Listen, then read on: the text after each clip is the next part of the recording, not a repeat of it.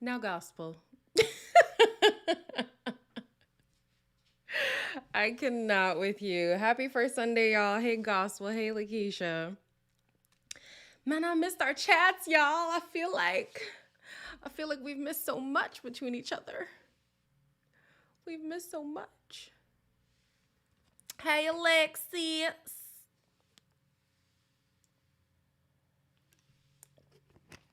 Mm. Oh, I'm so happy for you that it's still afternoon, man. It is already pitch black outside. But no, there's no topics like you asked. I'm just chilling. Just here to talk to y'all. That's it. Just here to see how y'all are doing, what y'all are up to. You ready to be in bed? Listen. Hi, K Murray. Yeah, what y'all want to talk about? Thanks, Akeisha. Considering that it's how many days old and it's still holding up the curls. Yeah. Hello, Monique. Hi, Gigi. Yeah, what y'all want to talk about? It's really up to y'all. I have no agenda. No agenda whatsoever. Hey, I'm gonna try. Deidre, I hope so. Hi, Nine. I guess since a question was put up, but I'm only gonna talk about him for a short amount of time. So be thinking of topics, okay? So the boo thing. Um, listen, okay.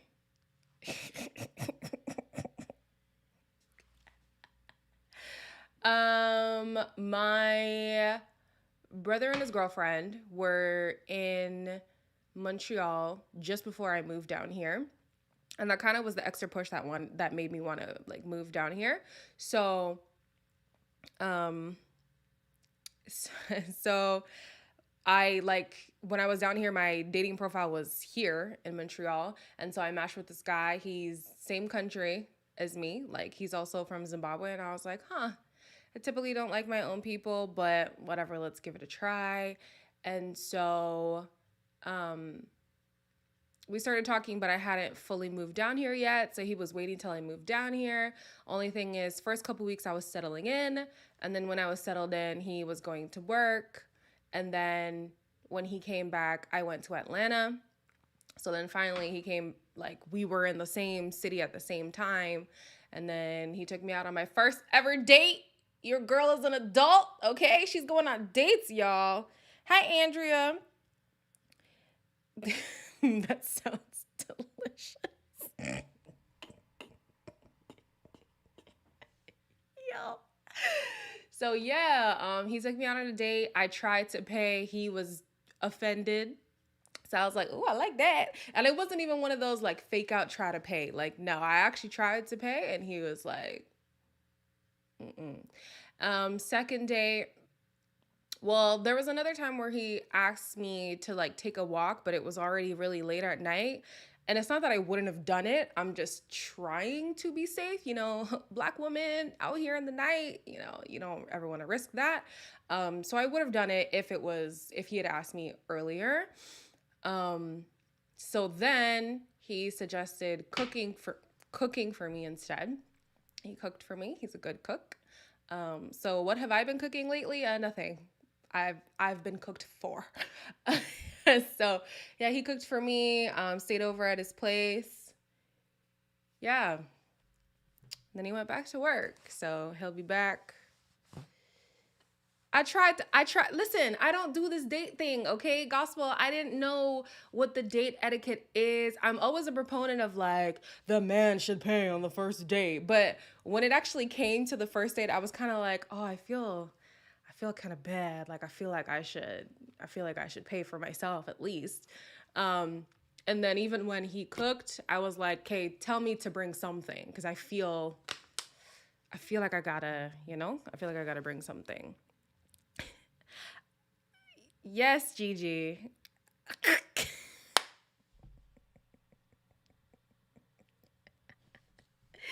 I said what I said. Yeah, no, it was nice. I was like, it was a good time. A bottle of wine, yes.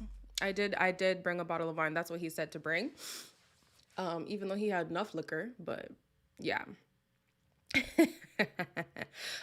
Quickly, I think Alexis Marie, you asked me if I permed it. Yeah, I permed it, and then I did Bantu knots. I'm a sucker for Bantu knots. So if ever you see curly hair, it's Bantu knots. But yeah, no, it was nice. It's different being with somebody from your own culture because they just get stuff. You don't have to explain certain things. Um, he's a different tribe, so that's where it's kind of different. Like we don't understand our own native tongues, even though we're from the same country. So yeah. Um, but yeah, yeah, I'm a fan right now. I'm a fan. Yes. So you permed it, or did you light perm? No, I perm like it's if I add. Let me do it.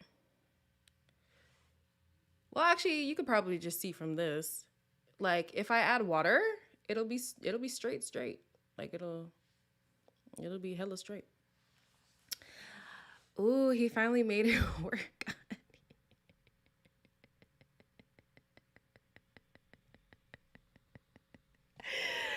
Oh, Lord have mercy. I be telling y'all too much. Telling y'all too much. If I don't see it going anywhere, I always offer to pay half. You know what? It wasn't even that I didn't see it going anywhere. Because we had to pay before we even ate. It was just, I was just, this was, I've never been on a date ever, ever. I've been someone's date to something, but I've never been asked like, hey, let me take you out to eat. So I didn't know what to do. And then he made me order first, which I guess that was his way of like making sure that he paid. So he ordered first and then he ordered after me and then he paid. But then after that, like I kind of felt like he had put me in the friend zone. So then I asked him about it, like maybe the next day. And then he had thought that I put him in the friend zone. So then I was like, okay, well, we're not friends. Glad we got that cleared up. So yeah. Adult sleepovers. Listen, okay, I am grown. I'm grown. Okay. We can do sleepovers. That's fine. The one who's doing all these dead emojis, Heavenly, she had my location. So somebody was monitoring that I was, alive. She called me thinking I was lying, that I was sleeping over there, but no, I really was over there. I could have died. Guys, we watched American Psycho. Who watches American Psycho on a second date?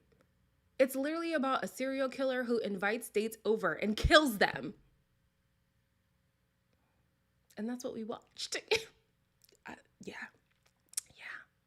I haven't listened to Summer Walker's album, but I'm going to. Pay before eating. What in the Canadian? Listen, wait a minute. You stated that you stayed over and had wine. Ooh, are we doing more than dating, sis?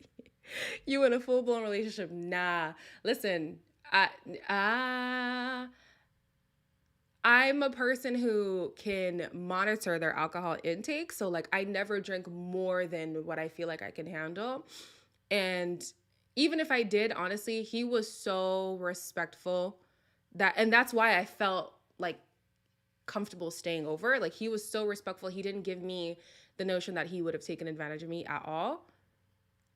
So yeah, even though there was, libations involved and staycations involved, it was very PG. I could have told my mom about it. I never would. I would never tell my mother, but I could if I wanted to.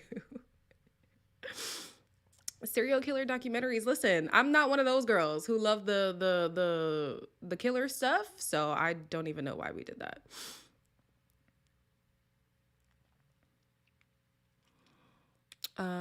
No, you are the woman. A gentleman always allows his companion to order first. I guess. Guys, I'm new to this. I'm new to this. Okay, I'm learning. And if it doesn't work out with him, I'm gonna need a long break because I'm very emotionally invested right now. And like, oh, after the last one and how that ended and this one, like I don't at the moment I don't see how it could end. If it did, it would probably be because of me. Cause even when I joke about like leaving Montreal, like he actually gets like butt hurt. And like even yesterday I was like, yeah, I'm thinking of going to Alberta. And he's like, oh, to stay or just to visit? I was like, to stay. He was like, damn it, man. So yeah. If it doesn't work out at this point, I feel like it would be me self-sabotaging because I don't see any red flags yet. So that's the story. That's the man.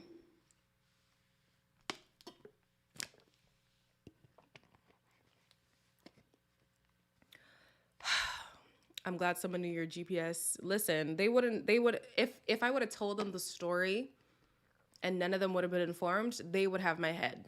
They would have my head. So yeah. Be cautious and enjoy yourself. Thank you. I will.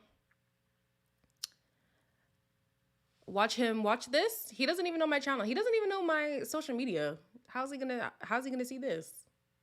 He not gonna see it. I'll what? I'll what? What are you saying?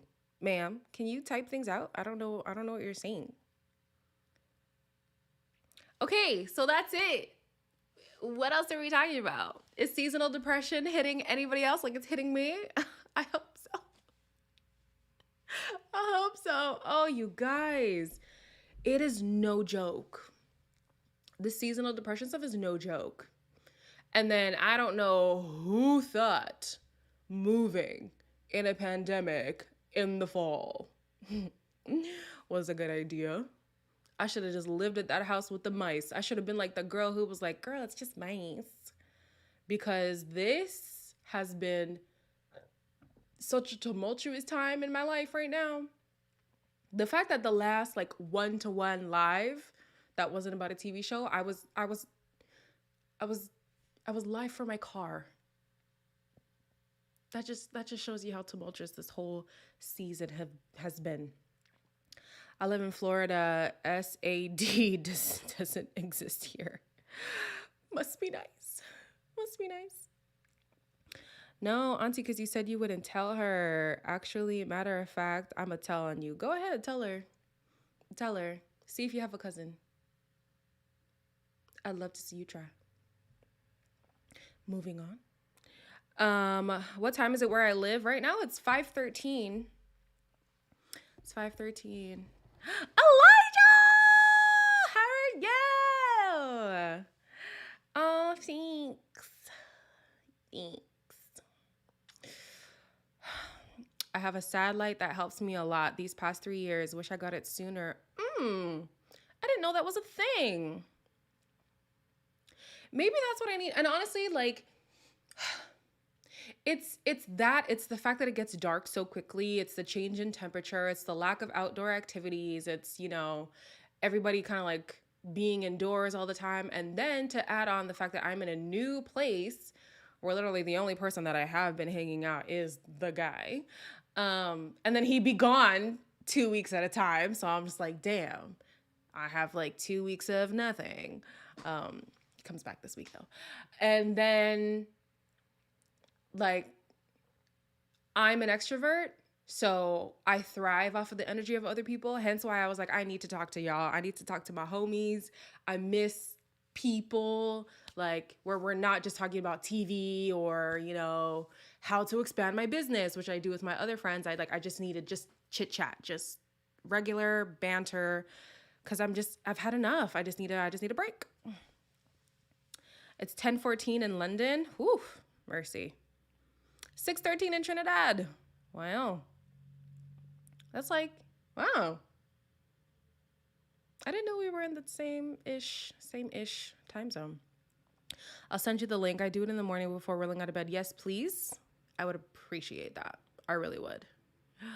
What did I miss? You talking to someone? Oh, geez, Elijah. Oh, please. We're not going to go back there or we're never going to get off the subject. I already know. I already know. But I will say, I see the importance of dating because I feel like compared to the person before this person makes a lot more sense. And I would have maybe seen the red flags earlier with the last person if I had like actually dated him, like saw him in person and all that stuff. And granted, we were planning to. He's just whatless. Do tell about what? Love and Marriage Huntsville. I know you guys want me to get on that. It's just I don't want to have to catch up. That's the thing. I even saw one of the couples being interviewed by Miss Kev on stage, and I was like, I wish I knew what y'all was talking about. I wish. I know how you feel. Working through the pandemic was a killer. Just want to travel somewhere. And that's why Atlanta came at such a perfect time. Yes, I was frustrated because I booked the trip before I knew I had to move. So that was like, ugh, I could use that money for, a couch.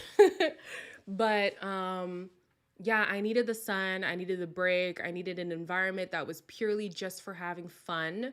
Heavenly was there. I'm thinking of doing the vlog when Love Island is over because it's just so much. But yeah, it was great. Like I needed that trip. It was a brief reset. But yeah, then I was hit in the face again with this damn depression. What happened with the last dude? I need to go to Miami. Oh, I wish. We're trying to go to Miami as a girls trip, but my friend who lives in the States is like, hell no. We are not touching Florida, so no Miami for me. What happened with the last dude? Basically, he just decided one day that he was gonna stop talking to me. And then when I wished him happy birthday, he responded and I was like, oh, so it's not that you don't see my messages. You just decided not to say anything. And the only thing that frustrated me is because I deliberately asked him, when this changes for you, when you feel like you don't want to talk to me anymore, when you feel like you just want to dead this, just let me know. Give me the courtesy of communicating that with me and that's fine. And he's older than me, so I thought, the emotional intelligence would be present, but apparently it was not. So then I confronted him about it. I was like, first of all, that was a very shitty thing that you did. Ooh, sorry. I'm trying to cuss less. It was a crappy thing that you did. And then he was like, oh, I'm sorry. It's just something that I do. Can we still be friends? And my thing is, in reality, even in friendships, I require communication. Like one of my friendships this year, I still can't believe we're in the same year where this happened. It ended because of a lack of communication. And that was a situation where I was under the belief that I did something wrong and I was continually asking her, what's the problem? What's the problem? And she would tell me nothing was wrong. However, the way we interacted, there was clearly some animosity coming from her end. So, and as much as I love you and as much as I want our relationship to be, still intact, if you can't communicate with me, I can't be friends with you. And so for me, that was the reason why I ended it with her. And I've known her longer than I've known this guy. So I was just like, nah, that doesn't fly. And then in tutus, Mans is posting a girlfriend, not even a girl he's talking to, a girlfriend on the social. So I was like, yeah, there clearly was an energy shift. I could tell. But yeah, that's the quick story. I also need to start dating at 30. Honestly, it is debilitating sometimes. Just the thought, especially, okay, so this guy was online, right? You don't know what you're going to get in person. Especially if you ask my sister, I'm a late bloomer. So she's like, so, when's the husband coming? And I'm like, huh? Husband. I can barely secure a boyfriend. It's hard to now socialize with men in a romantic sense, let alone someone that you met over the internet. You know how people on the internet can be crazy. I know y'all ain't crazy, but there's some people on the internet that be crazy. So yeah, and then the added pressure of everybody's on this, there's all these rules of dating, these unspoken rules of dating, and then everybody wants to be in a relationship but doesn't want to act right for a relationship or doesn't want to put in the effort for a relationship. It's tough. I do not blame you for being like, should I even start? I do not blame you at all. It is stressful. It is stressful. Hi, Wanda. Thank you. Well, understandable. Everyone is different when it comes to meeting different people, and you need to make sure everything is working for you physically and mentally 100%. Ew, gross. Yes, be upfront. I feel like at this point in our lives, and mind you, he was what? I think he's 27, 28. I don't even remember. But we don't have time to be playing subliminals. I don't have time, at least. I don't have time to be guessing, especially because we were long distance. If anything, communication is imperative when you are long distance. And I'm like, I was talking to you every day, all day. You didn't think, now one of them conversations you could have slipped in, you know what, maybe I'm not really feeling it anymore. And even like the day before he just stopped talking to me, like nothing was wrong. Nothing was wrong. So yeah, I was just like, that's upsetting, mainly because I'm a trusting person. So like I felt like I knew him to an extent. And then it was also upsetting because I just thought, like, how many people now am I gonna have to encounter who put me through the freaking rigmarole of the stupid dating game that should not be a freaking game? Why are we playing games? I'm so happy and single, been divorced for 31 years. And you better live it up. You better live it up. Some of us envy you, man. 27, oh no, I expect more. And I'm 23. That's what I'm saying. He had a girlfriend like that. Recently she got had a girlfriend like that. Recently, she got offended because I didn't invite her somewhere. I wanted to change up and spend time with different people. One of the people going asked if she was wrong. I mean, she texted me beating around the bush, talking about what plans I had. Eventually, she asked me if I could come pick her up. Am I reading this story right? Had a girlfriend like that. Recently, she got offended because I didn't invite her somewhere. I wanted to change up and spend time with different people. One of the people going asked if she was going. She texted me, beating around the bush, talked about what plans I had. Eventually, she asked, okay, she was just trying to impose herself, it seems. Hey, yeah, it'd be like that. And honestly, too, even with the friend that I'm talking about, I felt like she was getting closer with other people, and I don't know, like, if she thought I would be offended by that. Like, I feel like you receive different things from different circles, you know?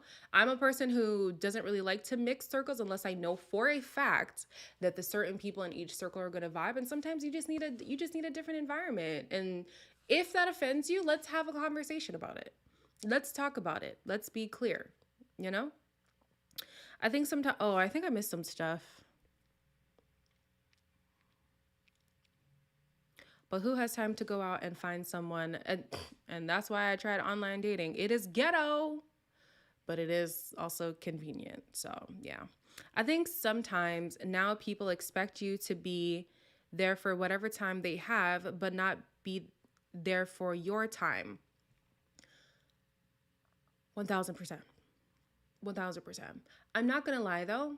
In the pandemic, I did learn who was able to be there for me in a time of need. And I know that it's not your friend's obligation to always be there for you, but so everybody knows, like, I left Alberta, I live on the other side of the country, right? And every time that I had to see my friends from Alberta, it was me going to see them. And so me being there, just seeing people like give excuse after excuse after excuse why they couldn't see me, when it's like, majority of the year I'm not here, and like I'm here, I'm in your city. Literally, it takes you max a 30-minute drive to come see me, if even, because when I'm there, my brother lets me use his car so I could come to you. And I just learned that you'll bend your back over for some people who wouldn't even break a nail for you, wouldn't even break a nail for you. So in as much as I agree that, yeah, definitely people don't always have to be there for you at all, pay attention to the people who don't even want to show up. Even with all the conveniences that you can give to them, it's still inconvenient to spend time with you. I was like, whew, damn, this pandemic is teaching me a lot. Good morning from the motherland. It's 1:22 a.m. in Nairobi. Oh, child. This is my first live, and my cat just had her first kittens. Oh, cute. Praise God for the safe delivery map. Now back to the live. Thank you for the commercial break. Also, you should go to bed.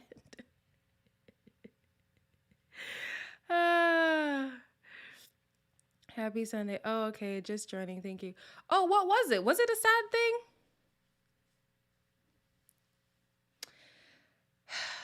We could talk about anything. It doesn't, even if it's sad, it's okay. We could spin it. Hi, fam. What y'all talk about? Anything, Doja Cat. Anything. Hey, y'all. I was busy, but I'm here now. Glad to have you, Tay Tay. We talking about anything and everything. We don't have nothing on the docket. Oh, okay. Sorry. We'll not talk about it at the end.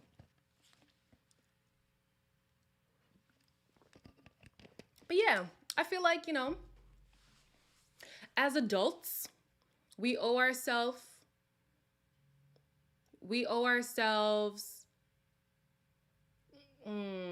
comfort, okay?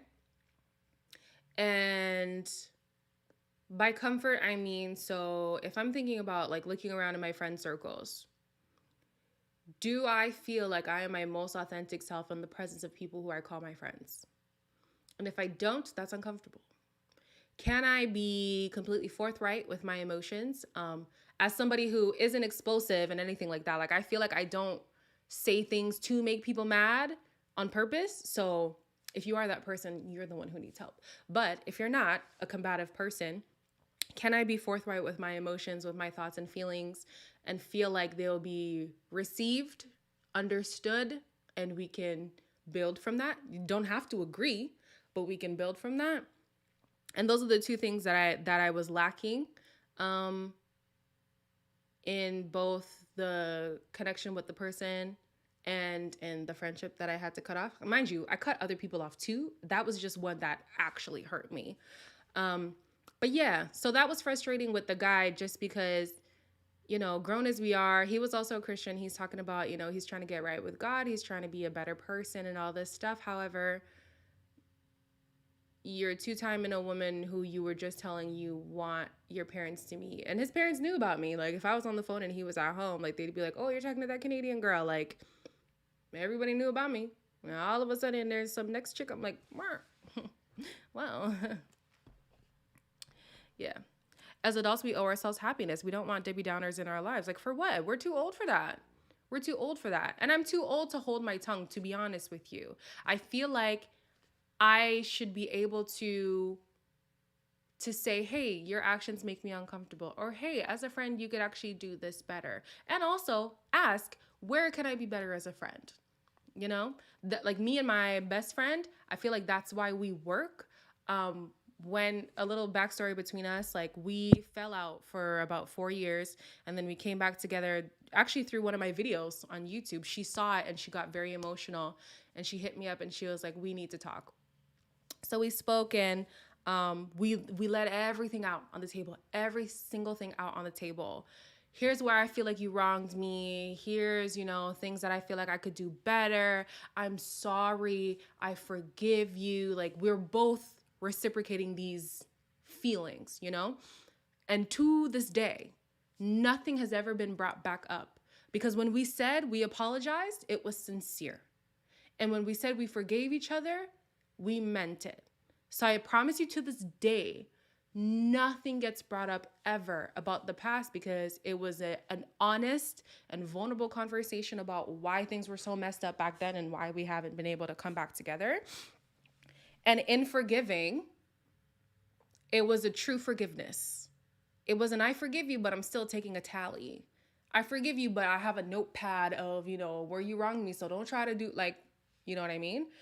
And the fact that that's not common is so interesting to me because I realized with some other people in my life, this might just be acquaintances, not necessarily friends, because to me, friend is actually a weighted word.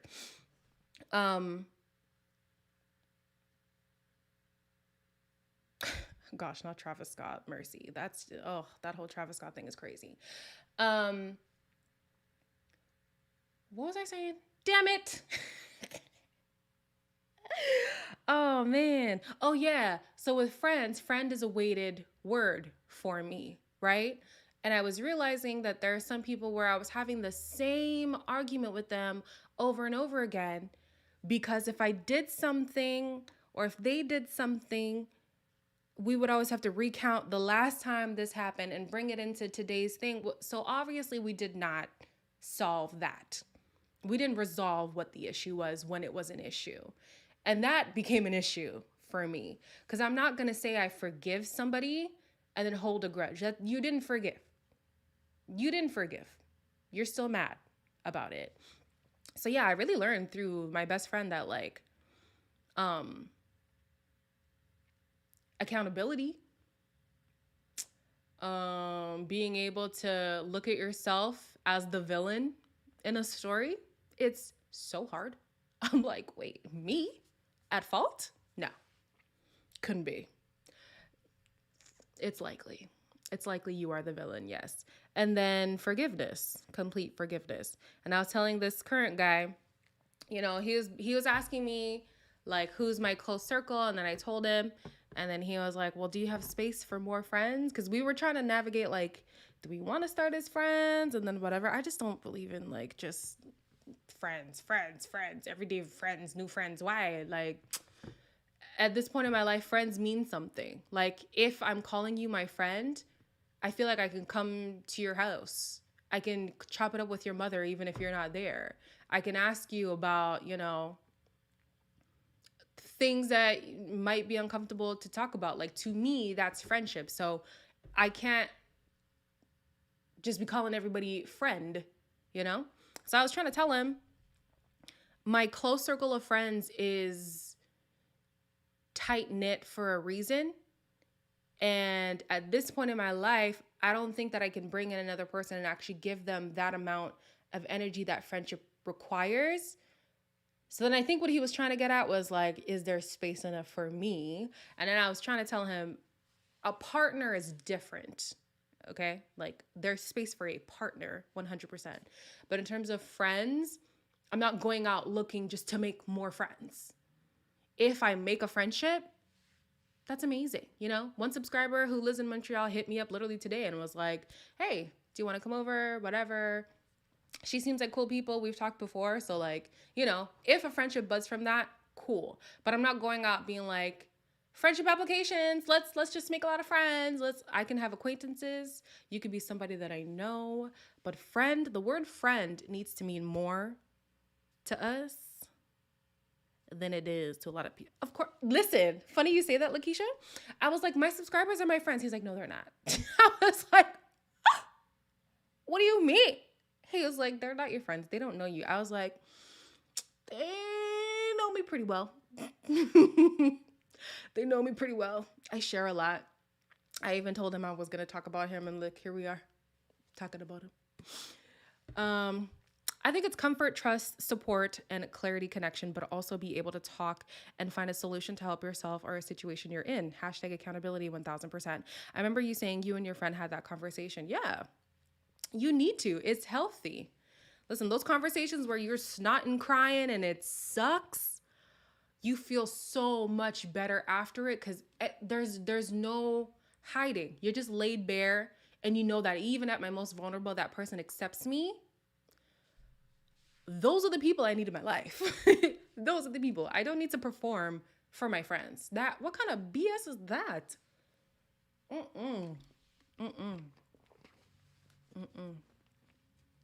She already did a video about the Travis Scott situation. Oh yeah, I did. He sounds like Chris from last season. A mess. Chris is a mess, child. Whew. Nah, dude, I got enough friends. I tried to tell him I got enough. There are different levels of friends, 100%. I don't mean I wouldn't call like people friends, but if I'm talking about, so say I was having a birthday party. Yeah, let's go with that. Say I was having a birthday party and then I say I'm only inviting my friends. If you know me, you should already know who's going to be there. You're not going to see somebody who's like, "Oh, Yelena, I haven't talked to you like in 3 years." And the 3 years ago all we talked about was the football game. You know what I mean? So yeah. Yes, you're friends, Alexa. Yes. Yes, we are friends. I'm happy. Don't keep bringing up the past. Let the wrongs go and enjoy each other's company. Yes. That's exhausting. You can't forgive and keep hashing up the past. We must stop with the unconditional like love in relationships. Thank you. Thank you. Because to be honest, okay, wait, let me read this last thing before I say what I want to say. I actually have no friends who live close to me. Most of my friends are outside of the US. I feel you, man. That's how I'm currently feeling. I mean, I can still drive to my friends, so it's not quite your situation, but the isolation, I feel it. Yeah, I'm saying for him, he should know that your subscribers could be a different level of friendship. Yes, I think he knows now. I always felt insecure about my lack of luck with making lasting friendships or friends. It's hard in college, especially in Seattle, and specific to be specific, is notorious for difficulties to make friends. Oh man, I didn't know that. I'm not even gonna make it seem like it's easy because I have friends who I've only known for 2 years who I have stronger bonds with than people who I've known my whole life. So making new friends can be hard. 1,000% can be hard. I have not made a single friend in Montreal. Not one. Not one. I'm just like, now I'm like, it almost feels more awkward than even looking for a boyfriend. I don't know why. I don't know. And then it's like, do I have to give myself to these people all over again? And what if they do me dirty? What if their intentions are not in the right place? Like you're going through all these thoughts and then I get it. I get it. I get it. Dang, if I had a party from a B-Dam with my friends, it would literally be a party of 2 or 3. We would just have a dinner, not a party. I'm dead. Ooh, Andrea, I like your question. I like your question. I will get back to it after I respond to the unconditional love. I actually believe that love is conditional. And I know as a Christian that doesn't make sense, but hear me out. If you had a partner, a romantic partner, and they constantly disrespect you, they'd beat you, embarrass you in public, I'm not staying. Why? Because the conditions of this relationship have been violated. My love is conditional. You respect me, I respect you. Like there's things for me that I need in friendship to foster a healthy relationship. Like I said, the one person clearly she had an issue with me and didn't feel like she could bring it up to me. To me, that's a violation of our relationship. We promise to be honest with each other. I don't care if you feel like it's going to hurt my feelings. I'm actively hurting yours. Can we talk about it? Can we work through it? If we can't talk about it, that's a problem. If we can't work through it, that's a problem. Hence, conditional. My love is conditional. Yes, absolutely. Same girl, I already know my love is conditional unless you are my literal child. Period. Oh, you're a military kid, man. Moving around will make it hard to make friends for sure. I mean, but you got the YouTube fam, maybe y'all could connect. I know y'all be having your own conversations with each other sometimes, so yeah. How long do you think people should date before an engagement? To be honest, dating for marriage, dating for marriage, I personally feel like it shouldn't take more than 2 years unless there are certain stipulations like that hold you from being married. Some people it's financial, some people it's whatever, right? But I feel like if you're pursuing somebody with the intent of being married to them, the fluff conversations are unnecessary. You're constantly hanging out with this person, but 6 months down the line, you don't even know if they want children. 6 months down the line, you don't know, their like spending habits. Like, not to say that you need to know what's going on in their bank account, but you like, just different foundational things that you don't know. And then I see people who have been dating for 2 years, and then, the question of marriage comes up and they're like, and I'm like, what? What are you shocked by? I feel like you should know. You should know. To be honest, within a year, I feel like you should know. I have friends who met online dating, and I think within 4 to 5 months, if I'm not mistaken, I met them when they were already about to get married. But 4 to 5 months, they decided they wanted to be married to each other. And then they got married the next year. And now it's been 2-3 years since they've been married. So when the saying, when you know, you know, when you know, you know. So I wouldn't necessarily put a timeline, but I do feel like if it exceeds 2 years, something about the conversations you're having are not intentional. Or you're deliberately trying not to address certain things in fear of losing the person. And then is that somebody that you should be married to in the first place? If you're afraid to tell them stuff, I don't know. That's subjective though. For me, no more than 2 years. By year 1, if y'all are constantly communicating and you would possibly want to be married to me. You will not be dating me for 8 years like some people. Listen, we're the same person, Alexis. Yeah, these long dating like that is why the couple on Put a Ring on It this last season pissed me off. What was their names? I forget. But it's the girl who does basketball and the guy who was in the music industry. They had been together for like 13 years. And they still weren't sure if they wanted to be married. What? 13 years? In 13 years, you don't know?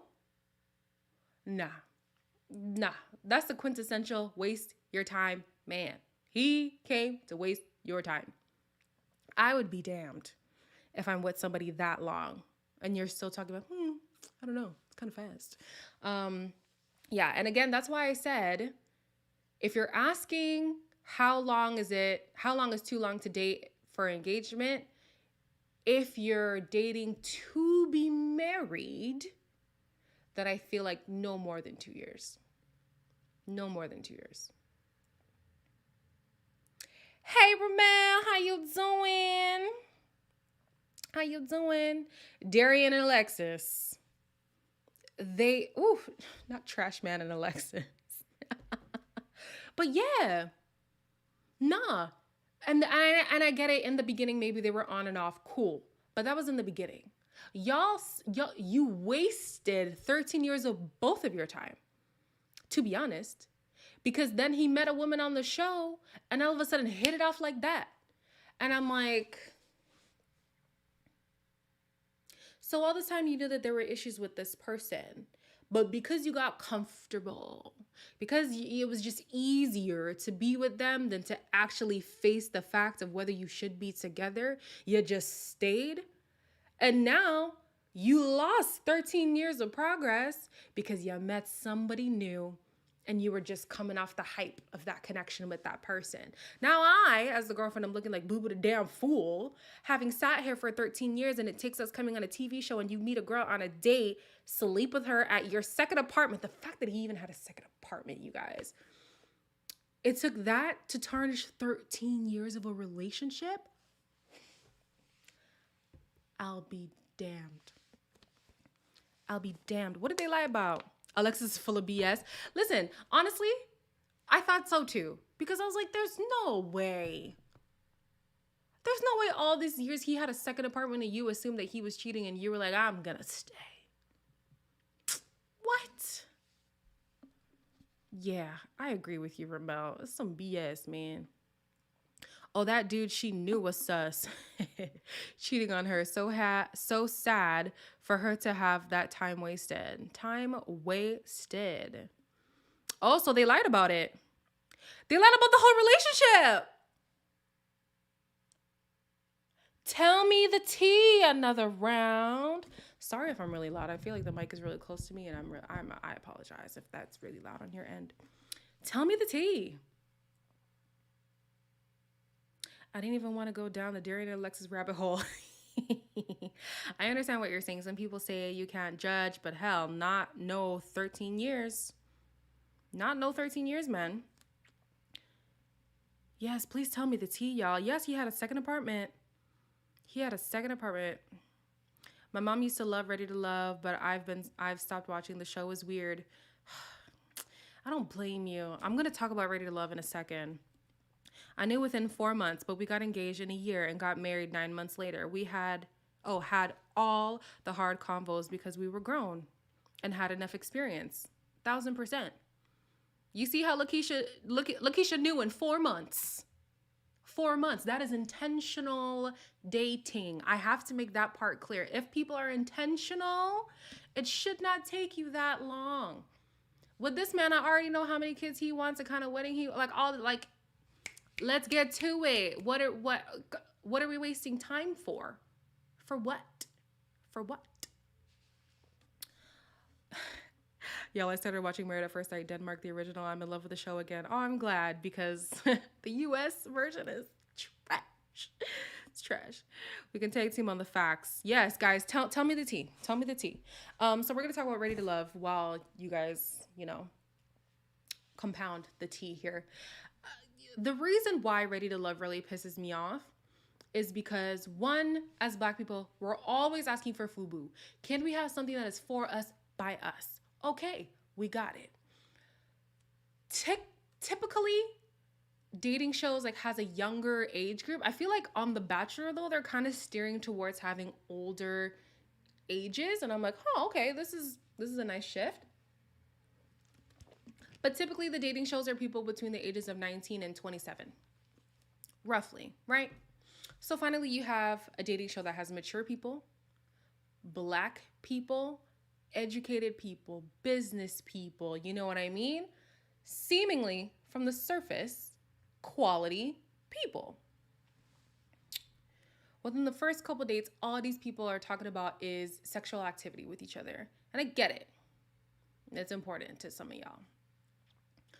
But don't introduce yourself as someone who is tired of the dating games, tired of being single, ready to really buckle down, be a wife, be a husband, be a family, be a homemaker, all these things. And in your preliminary conversations, it's, do you like to have sex in the car? How does that correlate? What does your freakiness level have to do with me seeing you as husband material, wife material? It's a component. I'm not gonna lie. Okay.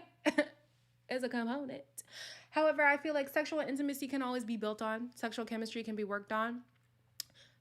Always. Always. There's some, manufacturing a level of the manufacturing that might play a part in incompatibility. But for the most part, if everybody's parts work the right way, you can work on sexual chemistry. I want to know, how are you with your friends? How are you in social settings? How are you, what is your religious standpoint? What is, how emotionally available are you? How are you when you're depressed? How are you when you're angry? Different things that actually deal with the essence of who you are.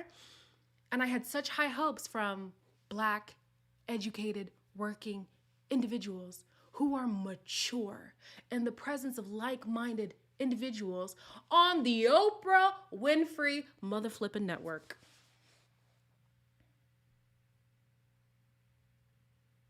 That's embarrassing. That is so embarrassing. Oof. Do I think they should end the show? Yeah, probably at this point, man. I think we have some actors on this season. 1,000%. 1,000%. Okay, so y'all came with the tea. They dated while she was in college. They broke up shortly after. Alexia was with another man in 2020. And then Jan asked Darian to come on the show with her. Wow. Wow. Wow. Darian wanted to get on Love and Hip Hop, and Alexia had connections to the show. They were trying to continue the engagement story after put a ring on it, but Darian slept with Kai. Whew. Mercy. And him sleeping with Kai broke the deal Darian and Alexia had. Alexia can't give any details of this so-called 14-year relationship when asked.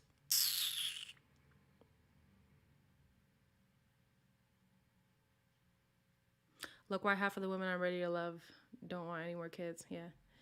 Okay, so wow. I'm so glad I didn't finish the season then, because I was like, something about this seems off. There's no way. There's no way you're gonna have me looking stupid for 14 years. Me. I will be single than miserable. Hell no. All right. So y'all talking about Ready to Love now. OMG, these horn dogs are getting on my nerves, 1000%. Ready to Love is honestly one of my favorite shows. Albeit I literally started watching it this last season. I enjoyed the last season, LOL. But I don't know what is going on in this season. If you're fresh to it, I can understand the thrill, right? I feel so bad because I put my friend on it like 2 seasons ago, and she's just seeing a pattern over and over, and she's like, damn, do they ever find love? And I'm like, yeah. That's the only part that's really frustrating for me. If there were more success stories, I could stand behind this. I could be like, you know what? They might have a different approach to dating than I would maybe implement, but it works. 1, 2, 3, 4 seasons, 1 couple. It's not working. It's not working. Ready to hunch, man. They just hunching. Aisha is refreshing though this season. We get to see her be very vulnerable on that last clip, 100%. Aisha shows a woman who has been through it, but didn't allow it to hold her down, and is now saying, listen, I am a self-assured woman. I know what I want, and if you don't provide that, you're not the one for me. Even with her great connection with Sean, she still was like, unfortunately, our lives just don't line up. I'm so hurt. I'm so hurt. But it's okay. I'm watching Ready to Love through reviews only, and so glad because these people are either boring or phony, except Aisha and Sabrina sound cool. I have a few other favorites, but yeah, for a good majority of the cast, Tasia,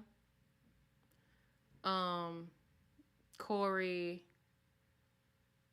like, there's just some people where I'm like, man, you're just wasting my screen time, man, just wasting it. I share your sentiment. OWN needs to do better. I'm so sad. I don't know. Ready to Love is one of the most entertaining shows on the other shows I watch or keep up with. Maybe I should expand what I watch. No, I'm not saying that you shouldn't enjoy it. If you enjoy it, that's great. I'm just saying I expected more from the synopsis of the show. You know what I mean?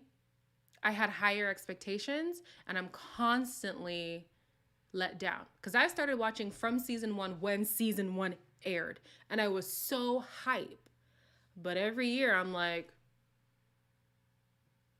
damn, this just keeps getting worse. It just keeps getting worse. Look why half of the women on Ready to Love don't want any more kids. Yeah. I feel like a lot of people cannot answer those questions. I had a therapist tell me I was very self-aware. I'm starting to realize most people are not good at self-analysis. RTL doesn't have that range. And that's why, like we said, Aisha is such a breath of fresh air. She doesn't care if the question is going to be hard for you. She needs to know the answer because it's going to determine whether or not you're compatible for her life. She asked, she was on a date with Carrington, right? And Carrington felt like he was being interrogated, and that's a sign that you're not self-aware.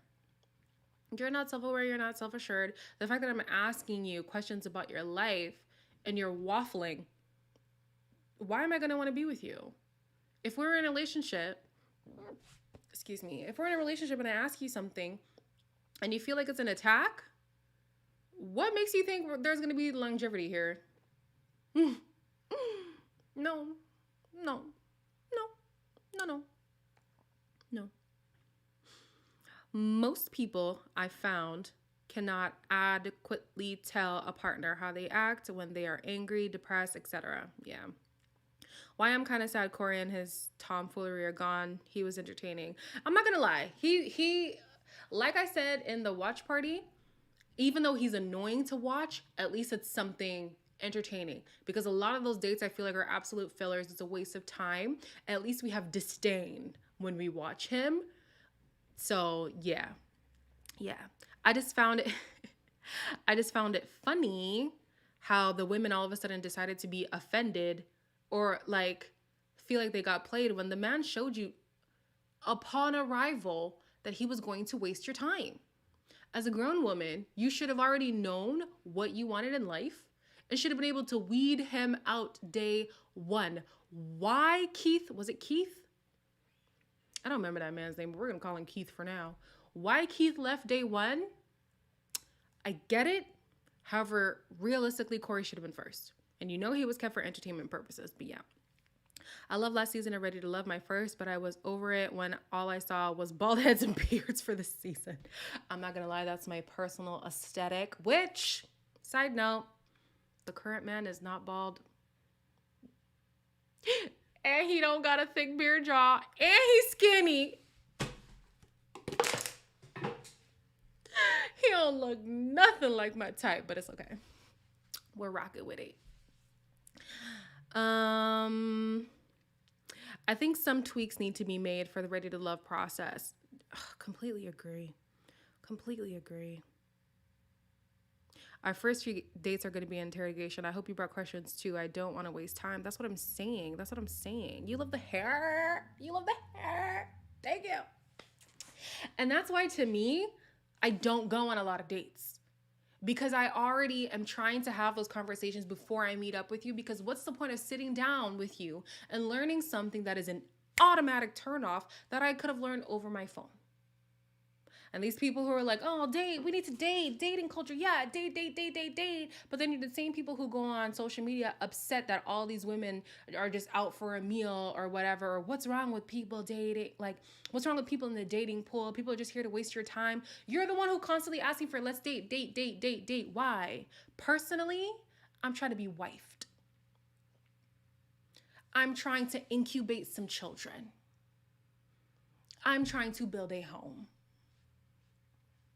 So unfortunately, I don't care what kind of vibe we could have together. I don't care like, oh, let's just see how it goes. No, I'm asking you the hard questions from the beginning. If you either cannot answer them or your answers are not compatible with mine, dead that. I just saved you some money. I saved you a dinner. I saved you some time. All right. A period. I'm trying to be a wife. Put a ring on it, but the real version. Question. What do you think is a problem on why the relationships are not lasting? I think people are chasing fame more than real relationships and marriage. 1,000%. That is 100% what it is. 100% what it is. They come here. They think this platform is going to propel their profile, which obviously it does. There's thousands of people watching you every week. However, the reason why we're watching you is not for your personality. I'm sorry. I genuinely tune in to shows like this one specifically, to see Black love flourish, to see it blossom, to see it in a healthy manner, to see a couple I can root for. You know? If I wanted the antics, I would watch The Bachelorette. If I wanted the antics, I would watch Too Hot to Handle. I would watch Love Island, because that's already there. But I'm tuning into a show with grown-ass people talking about I'm ready to be married. Okay, let's see it. Let's see it. Do you like vibrators?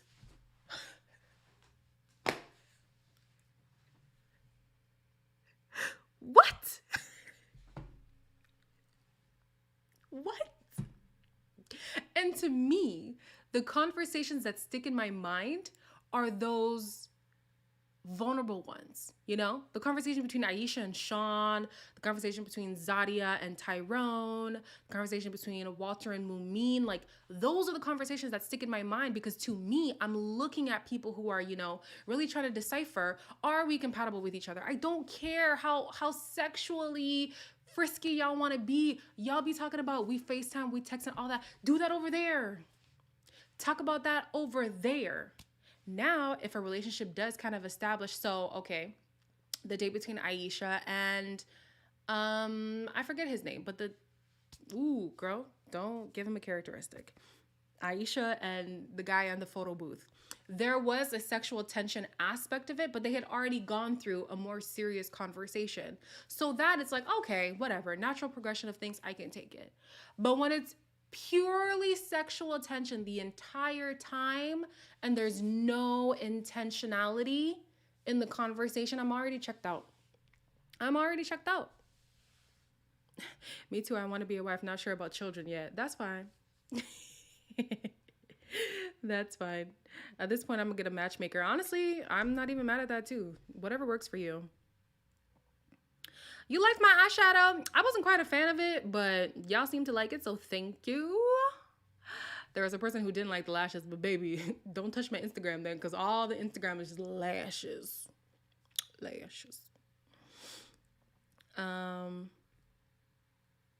Black Matchmaker. That sounds like a show. Yes.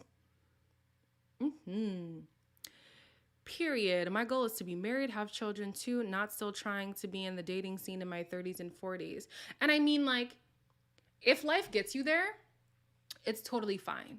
But at least the intentionality of being like, okay, I'm actually looking for quality and I'm spending time with quality people, you know?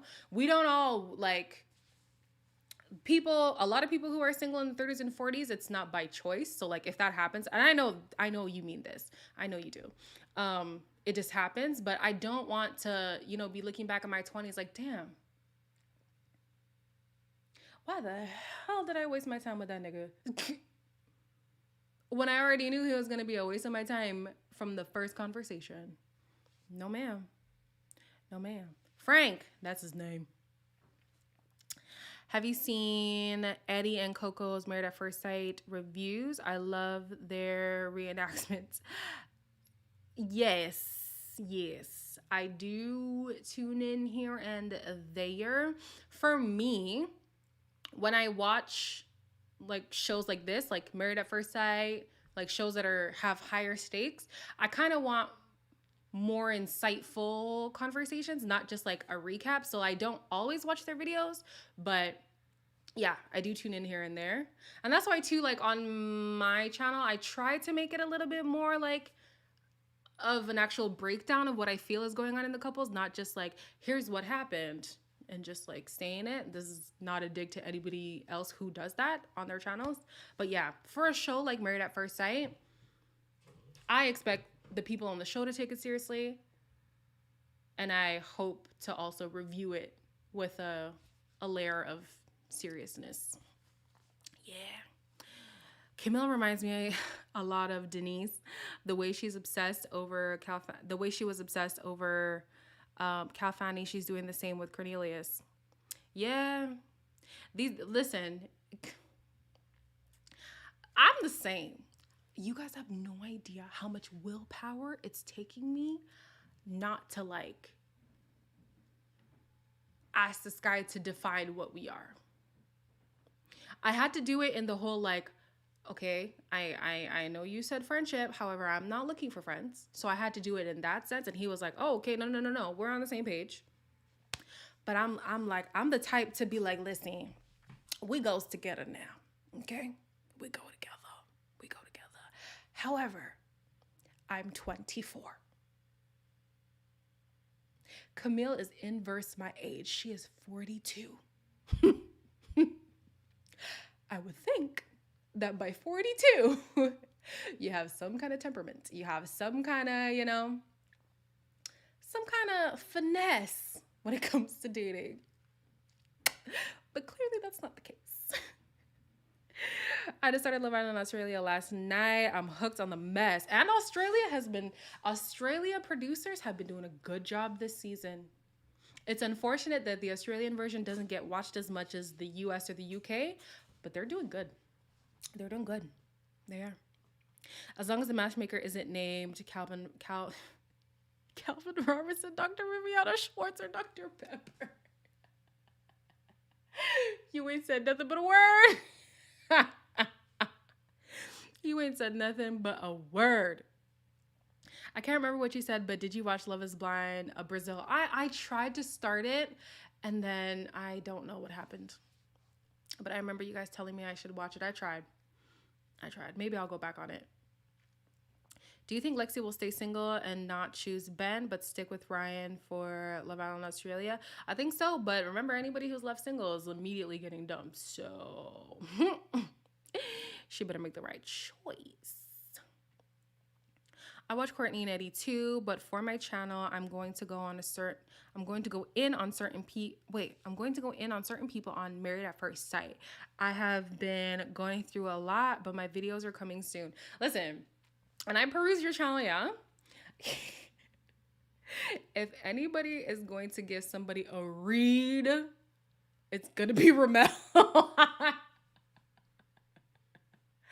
Oh my gosh, it is going to be you, Ramel. I expect some draggings from you, and nothing less. Nothing less. I couldn't be around Camille because if I saw her berating a man like that, ooh, I'd be fuming. She was so rude. And then the apology was so whack. I assume she already apologized in person. But in my opinion, at 42, acting the way she acted in public, to me, is an immediate no if I was Cornelius. I don't even care for an apology at that point because you should have the common sense to not act that way to begin with. And I don't know if it was antics for television. I highly doubt it because she's already showed us possessiveness from the first day. But I would be so embarrassed. Not even how other people perceive me, but the fact that I allowed this into my life. She called him a dumbass. She called him a country bumpkin or something. She was making fun of him.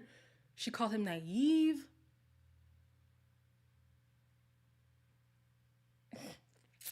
Yo. I feel like I have already lived a life before because I feel like I have more maturity than some of these people on the show. Have I been on this planet before? This just got existential. I'm so sorry.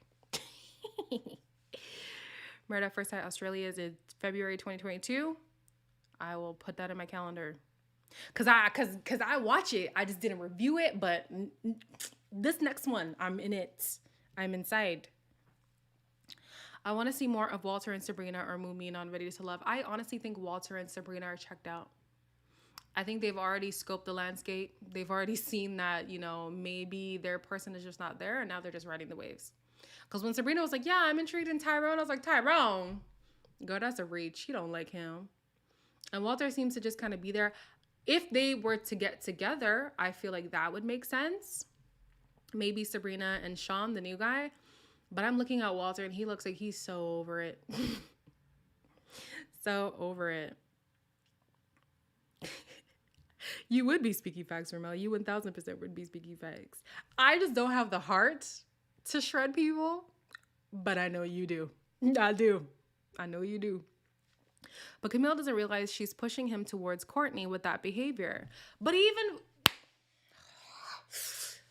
with Courtney, why is he entertaining that? At the beginning of the season, you said you weren't always on the straight and narrow. And now you're trying to reconnect with God. You're trying to, resurge your spiritual life and get back on the straight and narrow. and you're celibate, or let's say abstinent, because we keep using celibate in the wrong context. He's abstinent. Why are you entertaining a woman who's clearly trying to get your rocks off? Why? I'm not understanding. Your words and your actions don't make sense. And the fact that he's making himself so easily available to her in that way. I mean, Camille's here talking about, we had a conversation about boundaries. Clearly not a clear enough conversation because you violated his boundaries at the pool party. And who he needs to have a boundaries conversation with is with Courtney. If what he said in his trailer is true. If you truly are trying to get back right with God and you're trying to exercise abstinence, why are you letting this woman interact with you the way that she is? You're already showing her that you can say something, but with enough persistence, you can be swayed. Please. Goodness sakes. I wonder why Cornelius was so calm about it. Like, that's not a red flag. That's a whole red bed sheet. Not a bed sheet, child. Not a bed sheet. Why did Shiloh laugh when... Oh, why did Sabrina laugh when Shiloh was talking about Tyrone? Does anyone know? I don't know. I guess she was being bitter. I guess...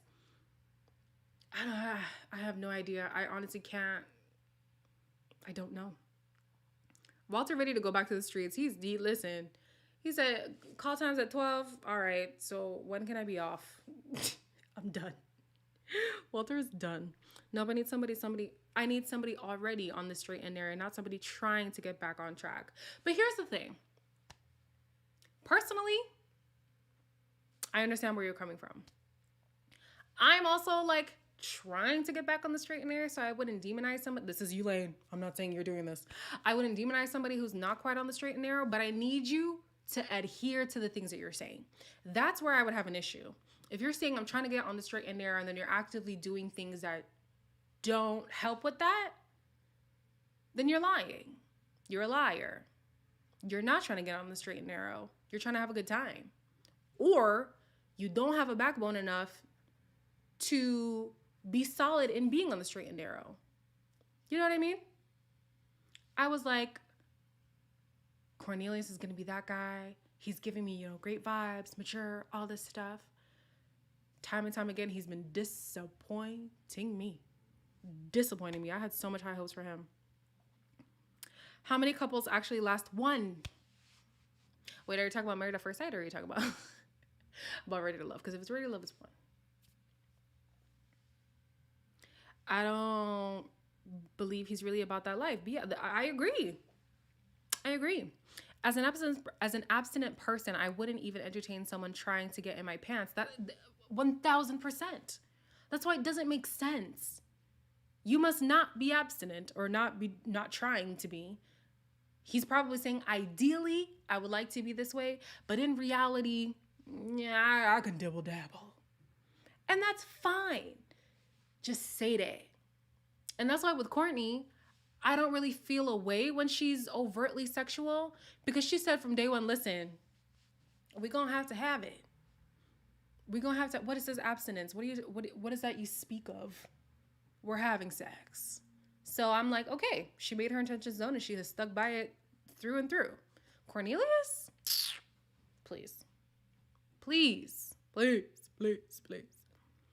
Sabrina was in the chat on Little Black Book and said Tyrone told her he could marry her earlier. That's why she was laughing. Oh. So he's taking a book from Corey, doing a copy paste. Damn. Sabrina said on Twitter she literally choked on her champagne and she wasn't trying to be messy. The wine part, yes. But there was a moment where there wasn't wine and she was kind of smirking. What happened to your challenge reviews? Listen, in as much as I like to do all these show reviews, if the stats show that there isn't an interest, I'm not going to spend my time doing it. So I still watch the show. I would have no problem doing the reviews, but based off the analytics, y'all aren't interested. Well, maybe not y'all, but the grand scheme of my subscribers are not interested. So I'm like, okay, well, if they don't like it, then I'm not going to keep doing it. So that's why. That's why. But we could key about it because I still be watching. You're a liar. Your pants are on fire because you're a liar. He's a liar. What's with that short lady, Aisha, and the nice guy, season 2? I think. What's with that short lady? I don't know who you're talking about. Hey, Nigel. Maybe provide me with some clarification, D'Souza. Cornelius only claimed to be abstinent because he thought there was a mature show, not full of freaks. But even still,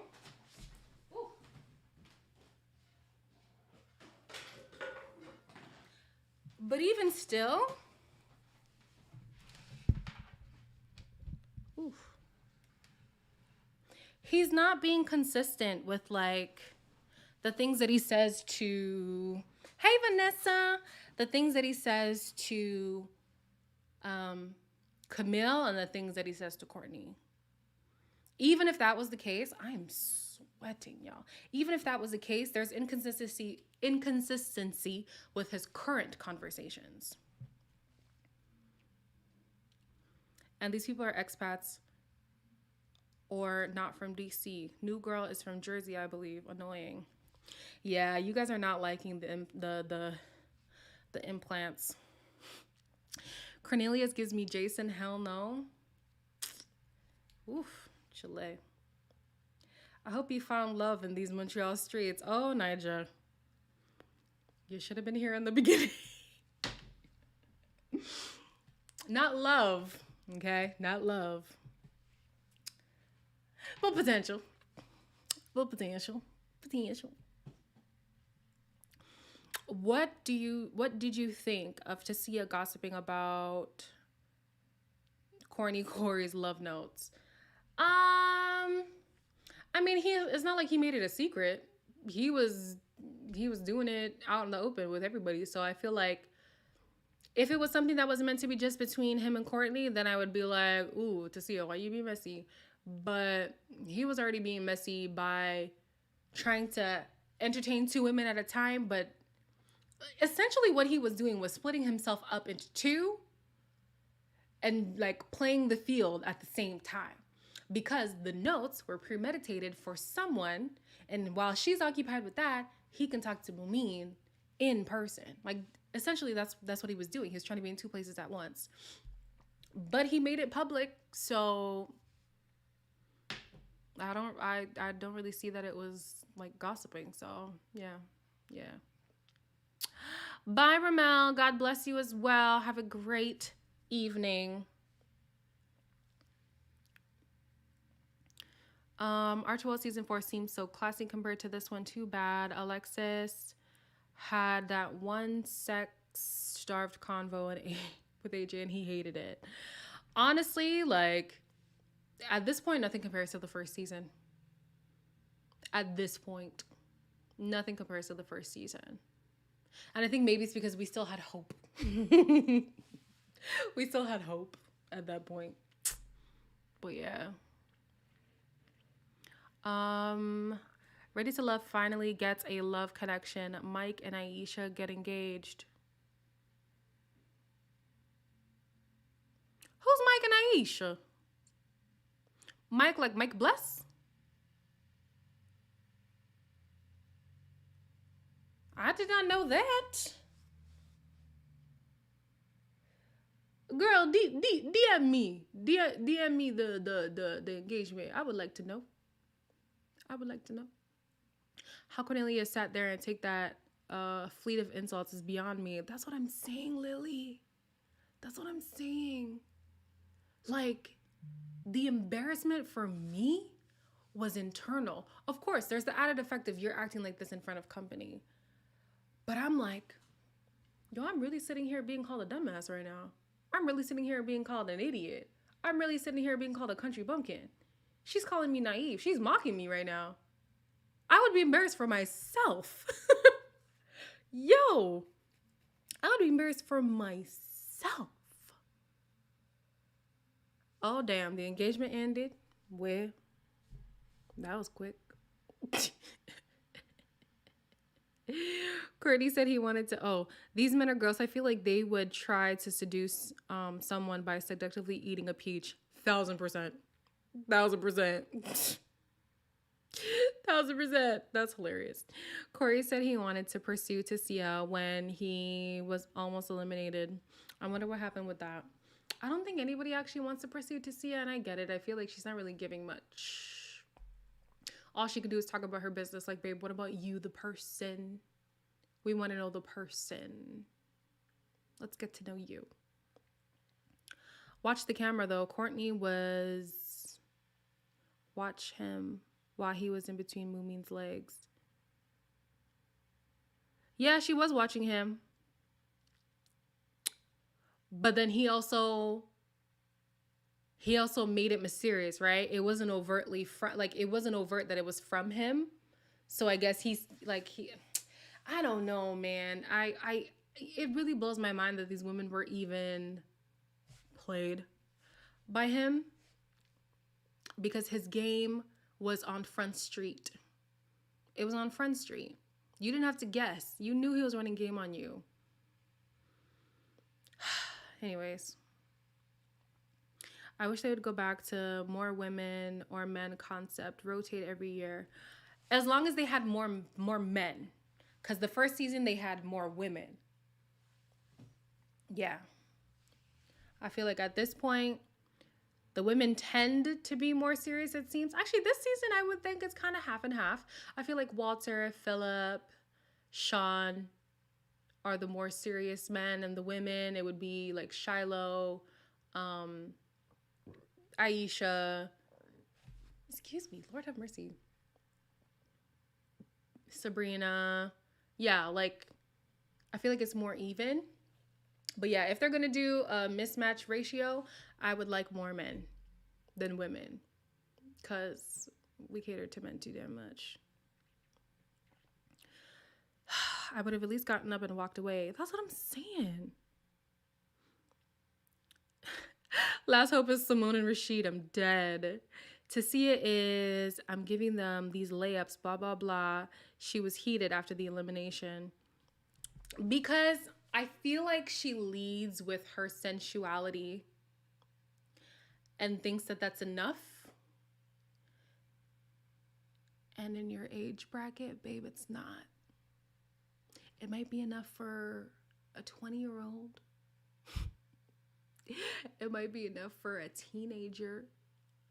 But you need to bring more than just your body.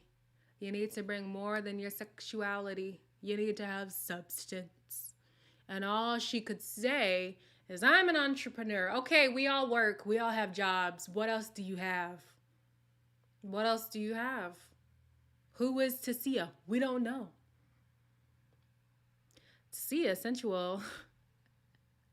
What I mean by that is, like, when she first started, she was like, I exude sexiness, which to me, I believe she does. When I see her, I'm always like, damn, she is banging, but that's it. It ends there. It ends there. I'm so excited to hear your review on Love Island Australia tomorrow and their recoupling. Child, I'm stressed. If my boy Taku leaves, I don't know what to do with myself. This season had a good variety of women, but I feel like casting dropped the ball on the men. I would have to co-sign on that. Camille barely knows Cornelius, and she is talking down to him. I cannot imagine how controlling she will be once she is comfortable with him and they last a while. That's the thing. That's the thing. With the two women, he's already showing them two different things. He's showing Camille she can act up, but as long as she apologizes, it's okay. And he's showing Courtney, you might be pushing my boundaries, but honestly, if you just try hard enough, the boundaries won't even matter. He's almost 40, you guys. He's almost 40. He's almost 40. And I'm supposed to find a husband? How? How am I supposed to find a husband? Look at their superiors. Look at their leaders. Look at them. Mercy. Wait, who is ever ready to love that's still together, engaged, or married? To my recollection, it's only Riva and Mario. Apparently, Simone and Rashid are together now. I don't know. I don't know. When is Dante going to be transparent about the 3 kids and the 3 different baby mamas? Listen, I would like to know. I would like to know. They probably know, but I would like to see like a woman's reaction to that information. Maybe they'll do it with what's the new girl's name? Sydney. Maybe they'll do it with Sydney. That would be hilarious. That'd be hilarious. I don't know if you watch Bondi Blue. No, I do not. But she read Tessia down as an insecure woman. And the only thing she is confident in is her job, which is why she only talks about that. I would agree. I would agree. I mean, to me, she was already giving red flags when she was like, never date a short man because whatever reasons she gave. And I was like, okay.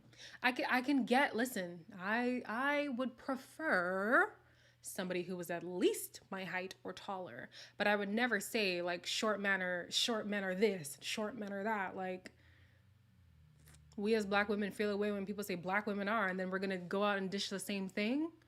Let's not do that. Let's not do that. She's always turned inward when she talks to me. And that, in my opinion, was so accurate. Yeah, I didn't pick up on Tessia giving sensual. Damn. Cornelius is too passive. That's why he's single. You better fast and pray for your hubby. You mean me? I know. That's why I told you guys, if it doesn't work with this current man, I'm gonna need a break. I'm gonna need to recuperate because it's exhausting. I'm just trying to be wifed. Like, come on. I'm doing well for myself. I have a 2-bedroom apartment. You know, I'm struggling, but I'm, self-sufficient, at least. Like, come on. I'm Christian. I pray. I need to read my Bible more. But, I'm a family-oriented woman. Not me selling myself to you guys. Guys, if you know anybody eligible, listen. Y'all know my number, 416. Yes, Taku cannot leave. I'm anxious about it. Seriously, no, for real. I'm actually very stressed. Somebody needs to tell Camille she's not on The Bachelor with all this behavior. Yeah, 100%. I'm 36 and single. It's trifling out there. Ciao, Cole. That's why this show depresses me. Because I'm like, I always used to think when I get older, I'll be dealing with more maturity, so maybe there'll be greater success. Not the case. Age ain't nothing but a number. Unless she's underage, then you're crazy. But age ain't nothing but a number. It does not guarantee maturity. It's just an indicator that you've been on this earth longer than me. That's it. That's it. I can't go overseas, y'all. Oh, mercy. Hold on, live, laugh, love. Now we're gonna fight. We're gonna fight. We're gonna fight. I prefer at least 6 foot, and I'm 5'1". People try to shame me all the time for it. I'm not trying to shame you. Okay. Wait, are you the one who's like married to somebody who's a whole foot taller than you? Are you the one? There's somebody subscribed who said this in one of the lives, and I'm not trying to shame you. All that I'm saying is, we tall women are struggling. And the fact that y'all could date somebody who is 5'4" and it wouldn't even show. Can y'all stay in your lane? Can y'all stay in your lane? Damn. Damn it, man.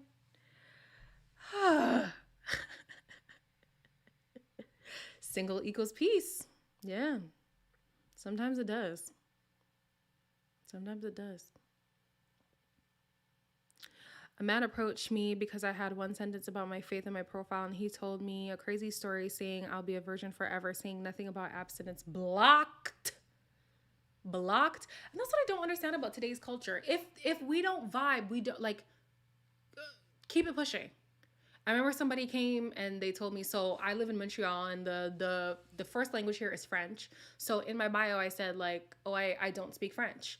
He went on and gave me a whole soliloquy about how living in Montreal I must learn French and how the hell could I expect to find somebody and all this stuff. And I'm like, you could have swiped left. You wasted all this energy to tell me how we're incompatible. I don't give a damn. I don't even remember what his face looked like. I don't remember your name. You see how much energy you put in just to be forgettable? Please. If it doesn't work for you, it doesn't work for you. Keep it pushing. Bye. But yeah. My tall friend from college used to tell me that all the time. She was 5'8". That's what I'm saying, man. Stay in your lane. If you got a man who's a foot taller than you, I love that for you. But damn. Damn it. Oh, I feel you. Don't be stressed. God knows what he's doing. He do. God does know what he's doing. And he is determined to go on his own time. He's like, I know you got a schedule. That's cute and all. But I'm going to do it when I feel like you're ready. And maybe I'm just not ready right now. Maybe I'm just not ready. Thank you, Tay Tay. I always call you Tay Tay, and I don't even know if that's your name. But yeah. Come on. But you like wearing heels, he could still be 5'6". And y'all will be the same height. Live, laugh, love. You're not making very good arguments for me here. Once I put I don't date guys with kids on my profile, and honey, they tore me to shreds. Well, the black men tore me to shreds. The other men were understanding. That's another thing I want to talk about. Black men, I'm gonna put a pin in it and come back.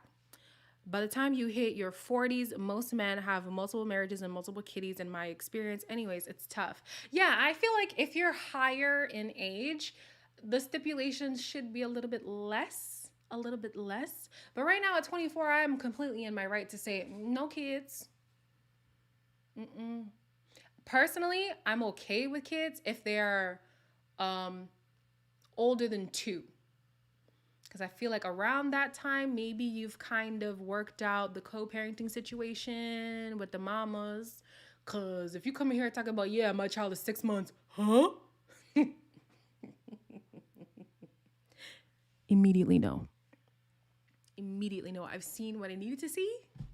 It's not that.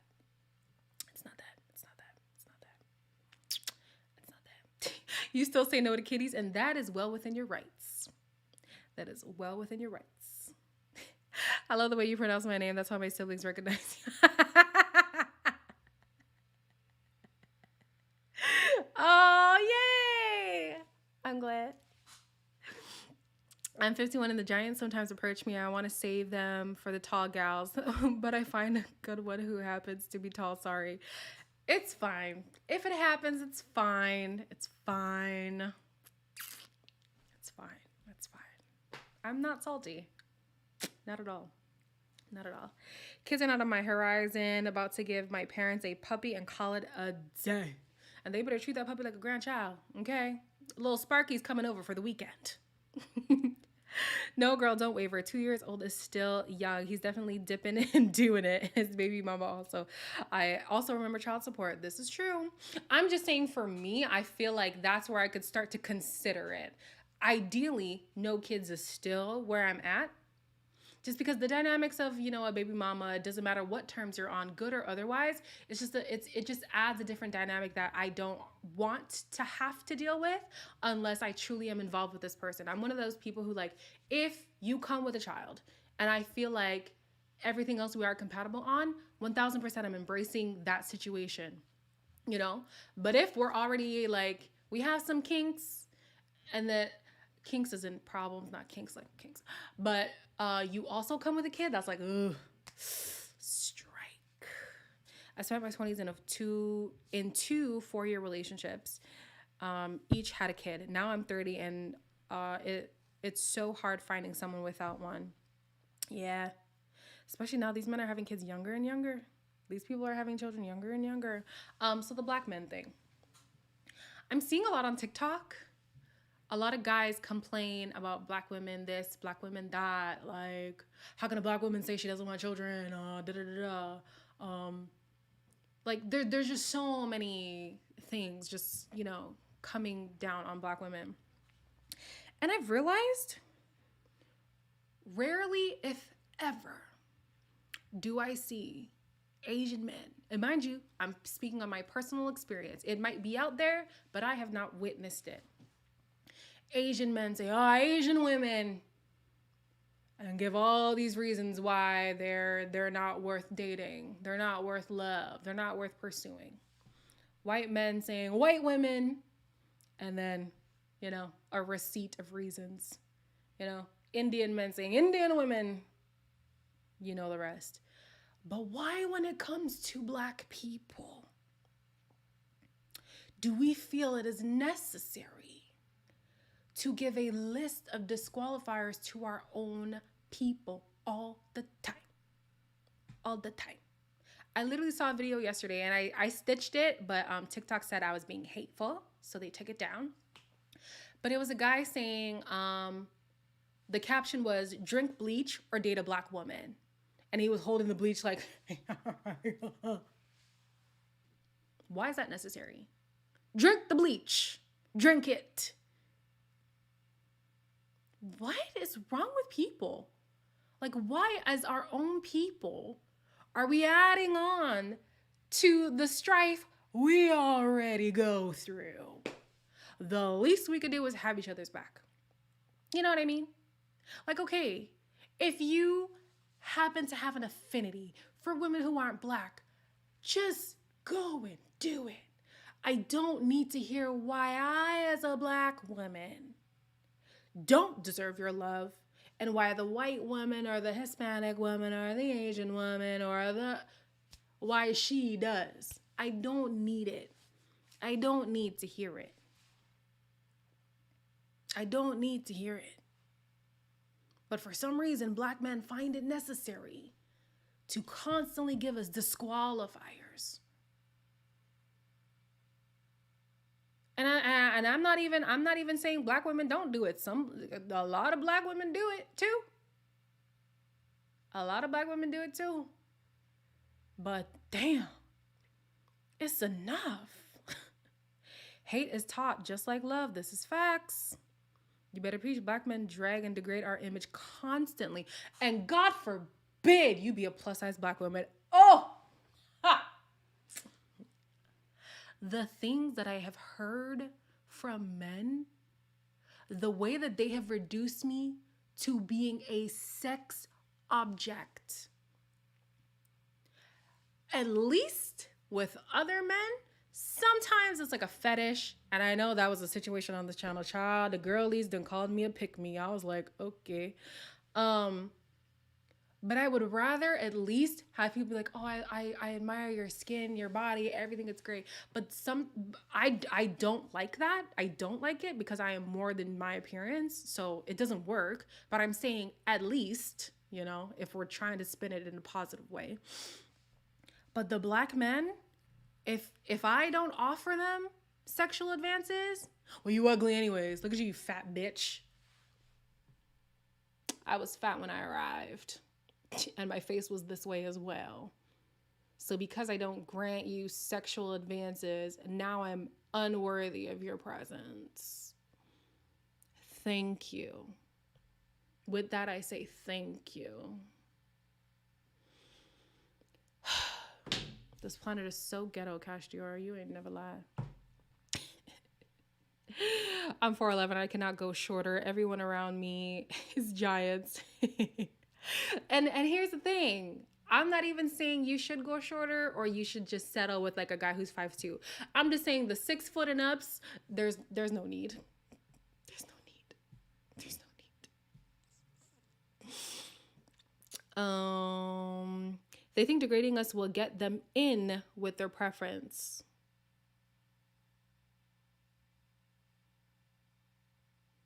Look, he picked me. Now that's a pick me. I don't know why the girlies were trying to call me a pick me. That's a pick me. I work with a Black guy who is on the down low, aka gay and in denial. He constantly brags about the Latinas and degrades Black women while telling everyone that I'm his bestie. Imagine. From that statement, I'm assuming that you're black. Imagine you coming to me degrading women who resemble me. How am I supposed to take that?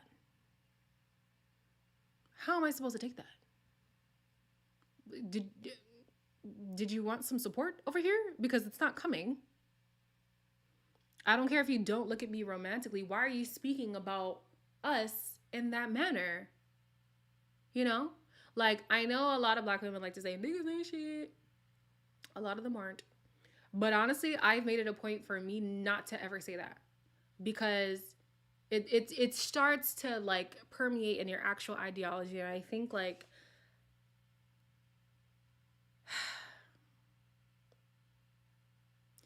we just gotta be nicer to each other, man.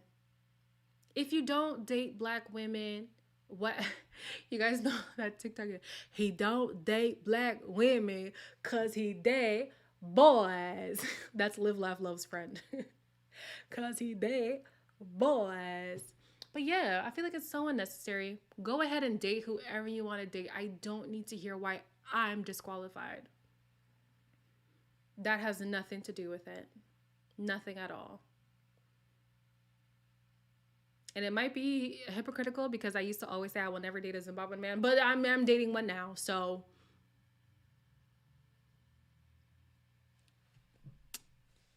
Not me and my feelings. And when they say that we, black women, are holding the black community back, child, BS. Someone throw a glass bottle at me because I wouldn't accept their advances. No. How are you going to want me and then try to hurt me?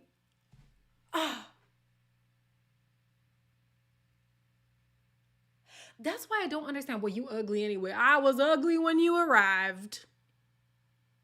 You must like ugly women then.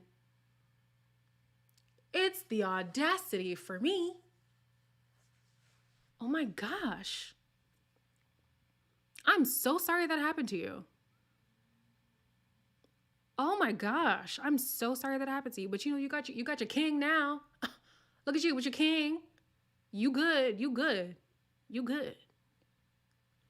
I really had to take a break from dating and reevaluate my self-awareness and self-worth. Some men get so insecure when they encounter a black woman with confidence.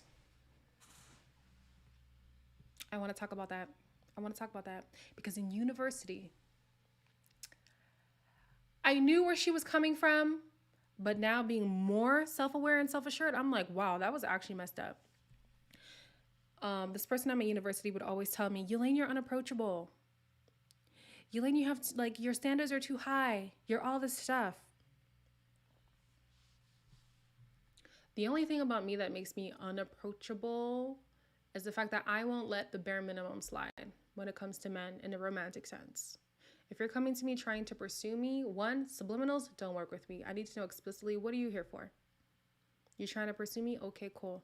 Let's see the reasons why it would work. Oh, it doesn't work? All right, dead that. And we move on. If that makes me unapproachable, then I'm unapproachable. I accept. My standards are too high? No. The men right now measured up. Clearly they're not too high. So, I'm sorry I'm confident. I'm sorry you don't measure up. I'm sorry you feel inferior in my presence. That is unfortunate for you. I'm not changing. Yeah, she was black.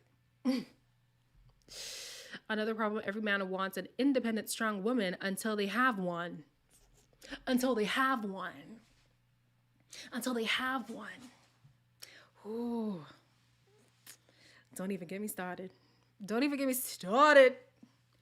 The glass broke at the back of your foot. Oh my days. Yo, that's sick. Yes, it makes no sense. I've had multiple black men drag black women in my face, and when I checked them, they were shocked. Like, fool, I am a proud black woman. It shows how comfy they are spewing propaganda. Period. You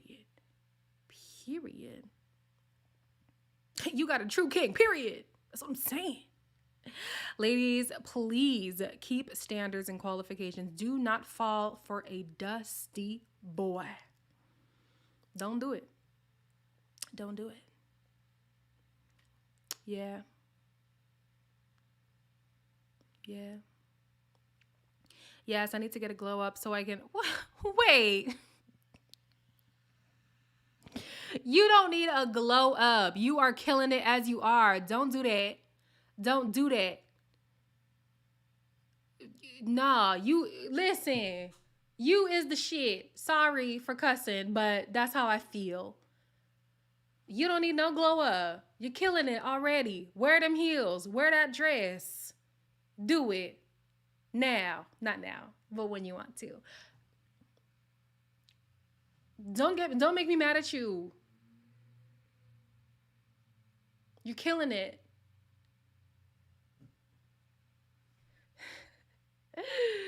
All right, y'all. It's been okay. I could do the typical 2 hours. We got 15 more minutes together. We got 15 more minutes together.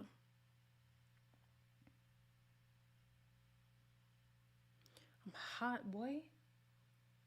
I don't even know why.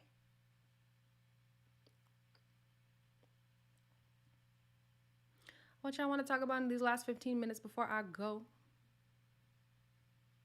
What's for dinner? Leftovers. I ain't got nobody to cook for me at the moment. So I gotta cook for myself. Tears.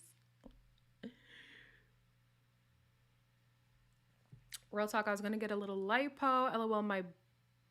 LOL, my butt is already huge. I just need a little tuck. Yes, I can work out, but I got the money, so why not? And don't get me wrong. If I could afford a little fat redistribution, I would. However, and I'm not saying you said this, I'm just saying this for myself. I'm already killing it. I'm going to wear the dress. I'm going to rock the heels. Can I also get the surgery if I wanted to? Absolutely. If that's for you. But listen, I don't want to see not nan person in this chat talking about they're waiting for their glow up. You already done glowed. You already done glowed. You are up and it's stuck. Girl, cooking for yourself sucks. It sucks. Red rice and big chicken. Oh, I'm so jealous. I'm just eating rice, beans, and potato salad, Alexis Marie. Rice with tuna for you. Yeah, we eating basic. Turkey chili. Damn, that sounds festive. You just ordered your dinner. You see, now you gonna make me do it. You gonna make me do it. I love cooking. I make bread. I have a second room. I have a second room and it's vacant. If you ever feel inclined to move to Montreal, there's a room for you. I will make room for you. Okay. We made spam sushi.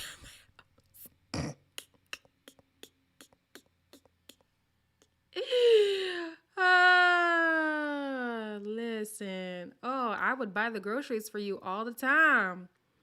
I would buy them groceries for you. Oh no, I can't have people up in my space like that. It's great for making money, but especially since I'm a YouTuber, I need the comfort of knowing that I could just turn on my camera and talk whenever I want to, and I don't need to be like, oh, they might be sleeping. I don't care. But yeah. Oh, now my booty hurting. Oh, mercy.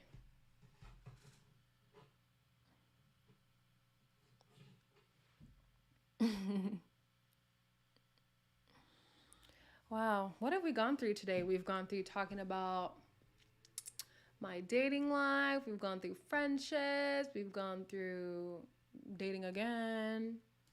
Gone through Ready to Love, child. I want to make a YouTube channel, but I'm shy and I live with my family. When I started my YouTube channel, I lived with my family. And then I was in university and I had roommates. And then I still had roommates. This is the only time I've been by myself. Just start it. Just start it.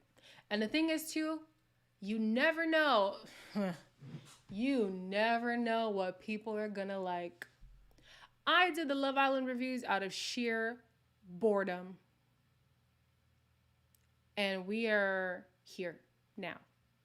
Start it. Start it. Just do it. Do it. And when you do it, share that you've done it. Don't just do it and expect people to just discover it. Let people know that you on the map so we can find you. Okay? We're trying to find you. Ramel started his channel. Start your channel. Do it. Ciao for now, Lakeisha. You have a great night. How did I meet my current boo? Ooh, tacos.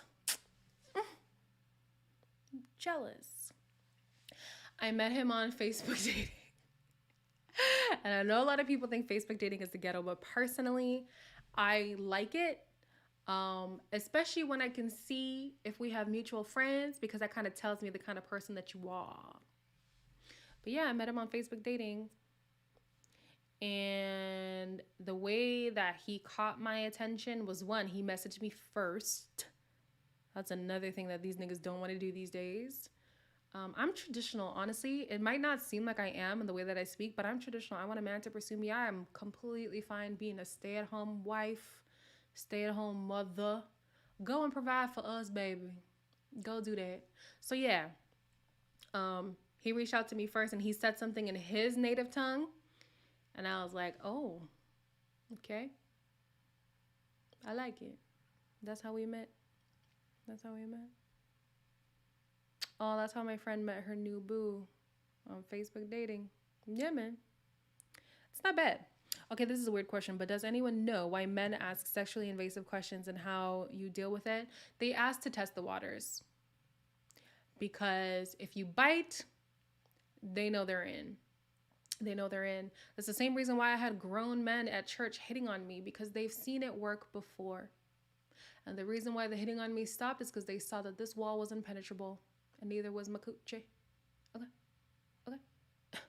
I wasn't even giving it up to people who I liked. You think I was going to give it up to you? Oh, the embarrassment. But yeah, they ask because they want to see where your boundaries are, and they want to see how far they can go.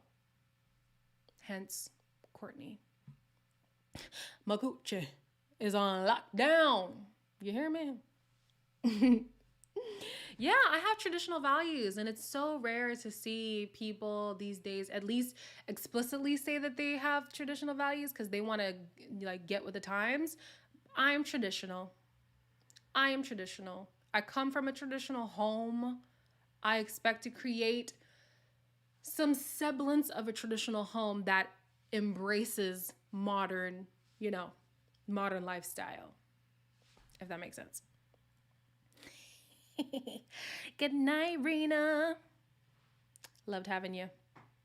Oh, okay. I've had so many dudes who I thought were my friends ask me if I was a virgin over text, and I was so uncomfy I cried. Oh, I'm so sorry. Yeah, it's to test your boundaries. And knowing what I know of you, you have stuck to them, and that's what you need to keep doing. You need to keep doing it.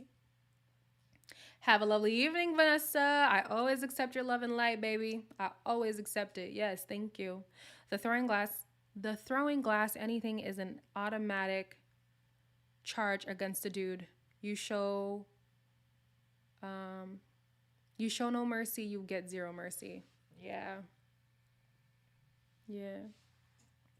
Men will ask stupid questions to test you 1,000%. And they know that it has worked in the past. That's what it is. And that's why when people are saying, like, you have too high standards, I don't care. If he doesn't measure up, he's not worth my time, especially because I know that my standards are not unattainable. My standards are well within my rights to request. And it's also standards that I adhere to as well. I'm not asking for something that I can't do for myself.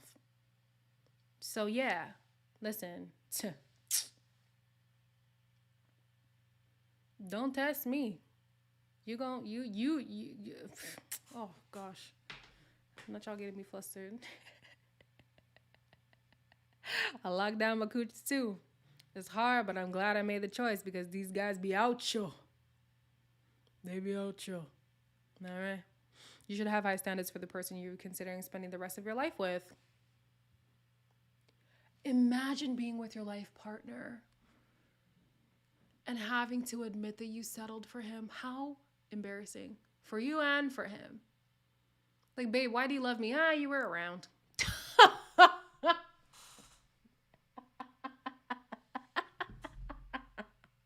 You were just there.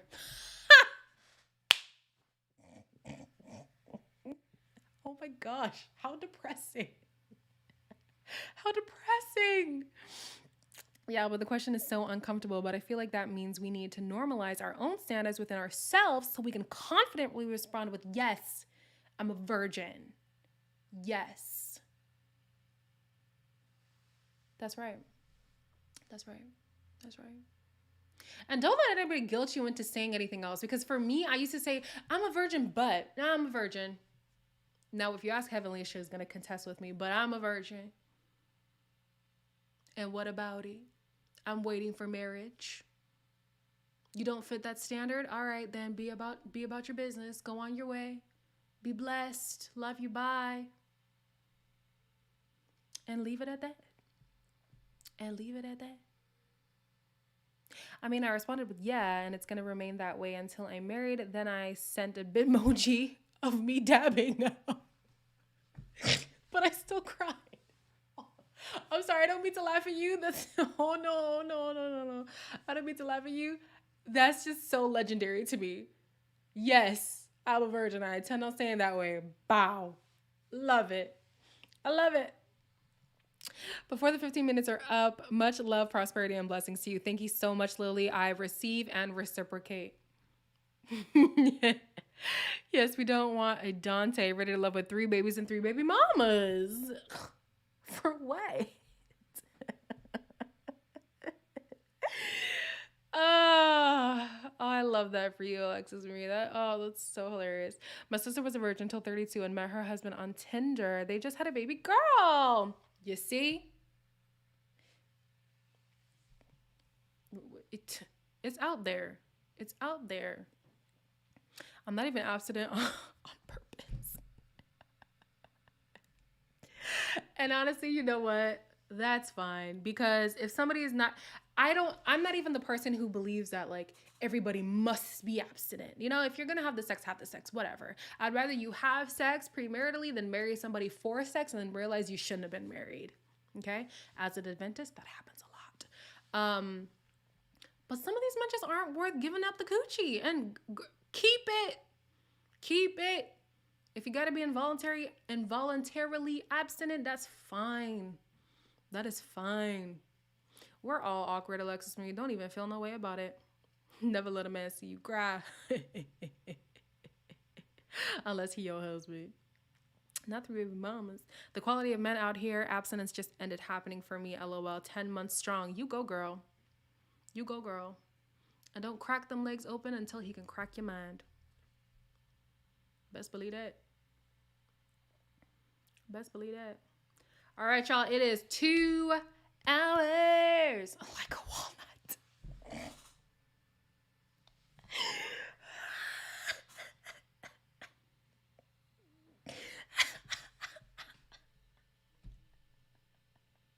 Yes. Like a walnut.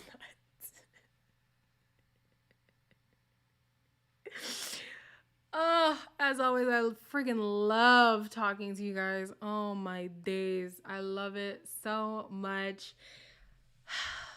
I'm going to try to keep going like to our chit chat lives again. I know it's tough because I do videos every day, but yeah, this was fun. Like Monique said, have a great week, everybody. I co-sign on that. Yeah, be blessed. See y'all when I see y'all. See y'all when I see y'all.